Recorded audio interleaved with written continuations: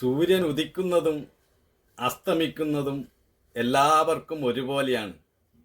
പക്ഷേ ജീവിത അനുഭവങ്ങൾ ഈ ലോകത്ത് ഓരോരുത്തർക്കും വ്യത്യസ്തമാണ്.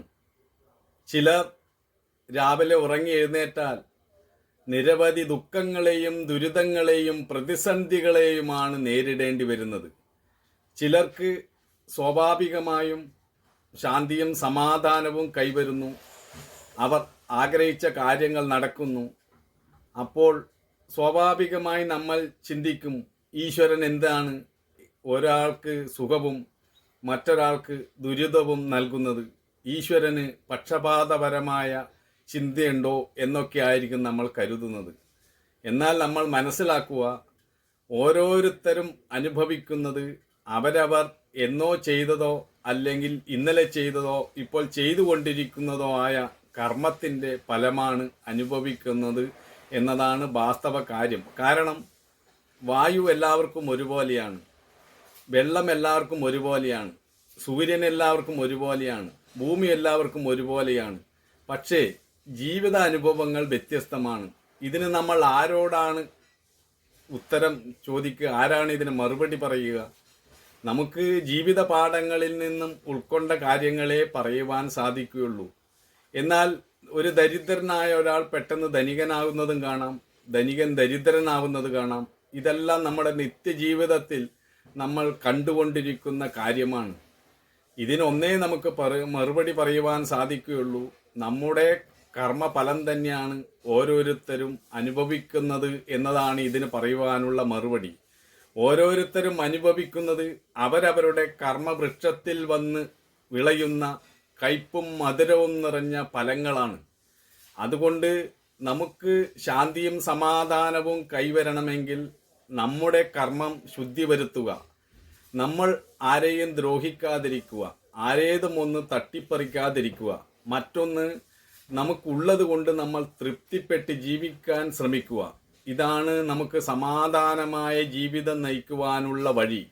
നമ്മൾ മറ്റുള്ളവരെ അല്ലെങ്കിൽ ഒരു ധനികനെ നോക്കി നമ്മൾ പോയാൽ നമുക്ക് ദുഃഖമുണ്ടാവും. നമ്മിൽ താഴെ ഒരാളെ നോക്കുക, അപ്പോൾ നമുക്ക് അത്ര ദുഃഖമുണ്ടാവില്ല. ധനികനായ ഒരാൾ വലിയ സന്തോഷത്തിലാണ് എന്ന് നമ്മൾ കരുതും, അതാവണമെന്നില്ല. ചിലപ്പോൾ അയാൾക്ക് പല രോഗങ്ങളുണ്ടാകാം, പല മാനസിക സംഘർഷങ്ങളുണ്ടാകാം. അതുകൊണ്ട് ആരാണ് ശ്രേഷ്ഠം, ആരാണ് അല്ലെങ്കിൽ നികൃഷ്ടൻ അല്ലെ ശ്രേഷ്ഠൻ എന്നൊന്നും നമുക്ക് വിലയിരുത്താൻ കഴിയുകയില്ല. നമ്മുടെ ജീവിതത്തെ നാം സൂക്ഷ്മമായി നിരീക്ഷിക്കുകയും പഠിക്കുകയും അതിൻ്റെ പോരായ്മകൾ പരിഹരിക്കുകയും ചെയ്യുമ്പോൾ നമുക്ക് ശാന്തിയും സമാധാനവും കൈവരിക്കാൻ കഴിയും. ഈ വിദ്യയാണ് ഓരോരുത്തരും അറിഞ്ഞിരിക്കേണ്ടത്. നമ്മൾ മറ്റുള്ളവരെ നോക്കി അവരെ പോലെ ആവണമെന്ന് ചിന്തിക്കുമ്പോൾ നമ്മുടെ കഴിവും ഊർജവും നഷ്ടപ്പെടുകയും നമ്മൾക്ക് അവരെ പോലെ ആകാൻ കഴിയാതിരിക്കുമ്പോൾ നമ്മൾ നിരാശരായി തീരുകയും ഒക്കെ ചെയ്യും. ഇതെല്ലാം നമ്മുടെ കാഴ്ചപ്പാടിൻ്റെ ദോഷം കൊണ്ടുവരുന്നതാണ്. നമ്മൾ എപ്പോഴും കഠിനമായി പരിശ്രമിച്ചു കൊണ്ടിരിക്കണം, ഒരിക്കലും കർമ്മം ചെയ്യാതിരിക്കരുത്. നമുക്ക് ഉള്ള കഴിവ് ഉപയോഗിച്ച് നമ്മൾ പരിശ്രമിക്കുക, ഫലത്തെക്കുറിച്ച് അമിതമായ ആഗ്രഹം വയ്ക്കാതിരിക്കുക. ഫലം നമ്മൾ ചെയ്യുന്ന കർമ്മത്തിന് തീർച്ചയായും ഉണ്ടാവും, നമ്മൾ ആഗ്രഹിച്ചാലും ഇല്ലെങ്കിലും. ഈ യാഥാർത്ഥ്യം മനസ്സിലാക്കി കഠിനാധ്വാനം ചെയ്യുക. ഇന്നല്ലെങ്കിൽ നാളെ നമുക്ക് ഫലം ലഭിക്കും. അല്ലാതെ നമ്മളിങ്ങനെ സ്വപ്നം കൊണ്ടിരുന്നാൽ നമ്മുടെ ആഗ്രഹങ്ങൾ പൂർത്തീകരിക്കില്ല. പ്രവൃത്തിയിലാണ് ആഗ്രഹങ്ങൾ പൂർത്തീകരിക്കപ്പെടുന്നത്. നമുക്കൊരാഗ്രഹം ഉണ്ടായാൽ അത് നേടാൻ നമ്മൾ പ്രവർത്തിച്ചു കൊണ്ടേയിരിക്കണം. ചിലപ്പോൾ പ്രവർത്തിച്ചിട്ടും നമുക്ക് നേട്ടം കൈവന്നില്ലെന്ന് വരാം, എന്നാലും പ്രയത്നിച്ചു കൊണ്ടിരിക്കുക. ഇത് മാത്രമാണ് നമുക്ക് ചെയ്യാനുള്ളത്. അല്ലാതെ ഫലമൊന്നും ലഭിക്കുന്നില്ലല്ലോ എന്ന് പറഞ്ഞ് നിരാശനായിരുന്നാൽ കൂടുതൽ നിരാശയിലേക്ക് പോകാനേ വഴിയുള്ളൂ. നമ്മുടെ കഴിവ് ഉപയോഗിച്ച് പരിശ്രമിക്കുക. ഇന്നല്ലെങ്കിൽ നാളെ ഫലം വരും. നമ്മളൊരു കർമ്മം ചെയ്താൽ അതിൻ്റെ ഫലം വരുന്നത് നമ്മുടെ ആഗ്രഹത്തിനനുസരിച്ചല്ല. പ്രപഞ്ചത്തിൽ നമ്മളൊരു കർമ്മം ചെയ്താൽ അതിന് ഫലം വരുന്നത് നിരവധി ഘടകങ്ങളെ ആശ്രയിച്ചാണ്. അതുകൊണ്ട് ആ ഘടകങ്ങളെല്ലാം ഒത്തുചേരുമ്പോൾ മാത്രമേ അതിൻ്റെ ഫലം വരില്ലൂ. അതുകൊണ്ടാണ് പറയുന്നത്, നിനക്ക് കർമ്മം ചെയ്യുവാനേ അധികാരമുള്ളൂ, ഫലത്തിലില്ല എന്ന് ഗീതയിൽ പറഞ്ഞിരിക്കുന്നത്. അത് മനുഷ്യനെ നിരാശനാക്കാനല്ല. കർമ്മത്തിൻ്റെ ഫലത്തെക്കുറിച്ച് നമ്മൾ ചിന്തിച്ചു കൊണ്ടിരുന്നാൽ ഏതെങ്കിലും തരത്തിൽ നമുക്ക് അതിലൊരു നഷ്ടമോ അല്ലെങ്കിൽ ദുരിതമോ വന്നാൽ നമ്മൾ ഇനി ആ കർമ്മം വേണ്ട എന്ന് പറഞ്ഞ് മടിയന്മാരായിരിക്കും. അത് ചെയ്യാതിരിക്കാൻ വേണ്ടിയാണ് ഇത് പറയുന്നത്.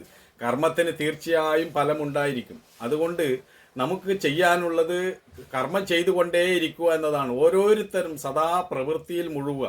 പ്രവൃത്തിക്ക് തീർച്ചയായും ഫലമുണ്ടാവും. പക്ഷെ നമ്മൾ ഉദ്ദേശിക്കുന്ന സമയത്ത് കിട്ടിയെന്ന് വരില്ല, ഉദ്ദേശിക്കുന്ന ഫലം കിട്ടിയെന്ന് വരില്ല.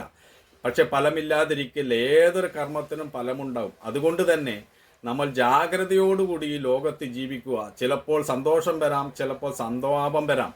ഇത് രണ്ടും ലോക സ്വഭാവമാണെന്ന് തിരിച്ചറിഞ്ഞ് രണ്ടിനെയും സ്വീകരിക്കാൻ തയ്യാറായാൽ നമ്മൾ ജീവിതത്തിൽ അധികം സംഘർഷമില്ലാതെ കടന്നു പോകാൻ കഴിയും. വലിയവന് വലിയ പ്രശ്നമുണ്ട്, ചെറിയവന് ചെറിയ പ്രശ്നമുണ്ട്. ഈ ലോകത്ത് ഇല്ലാത്തവരായി ആരും തന്നെ ഇല്ല. ഈ യാഥാർത്ഥ്യം മനസ്സിലാക്കി നമ്മൾ ജീവിക്കുമ്പോൾ നമ്മൾ നിൽക്കുന്നിടത്ത് തന്നെ നമുക്ക് ശാന്തിയും സമാധാനവും കൈവരിക്കുവാനും കഴിയും. എല്ലാവരോടും സ്നേഹമായി പെരുമാറാനും കഴിയും. ഈ യാഥാർത്ഥ്യമാണ് നമ്മൾ ഓരോരുത്തരും മനസ്സിലാക്കേണ്ടത്. ഈ യാഥാർത്ഥ്യം മനസ്സിലാക്കിയില്ലെങ്കിൽ നമ്മൾക്ക് ഒരുപാട് വിദ്യാഭ്യാസമുണ്ട്, ധനമുണ്ട് എന്ന് പറഞ്ഞതുകൊണ്ട് കാര്യമില്ല. നമ്മൾ ലോകവും ലോക സ്വഭാവവും മനസ്സിലാക്കി ജീവിച്ചാൽ മാത്രമേ നമുക്ക് ശാന്തിയും സമാധാനവും കൈവരിക്കുവാൻ കഴിയുകയുള്ളൂ.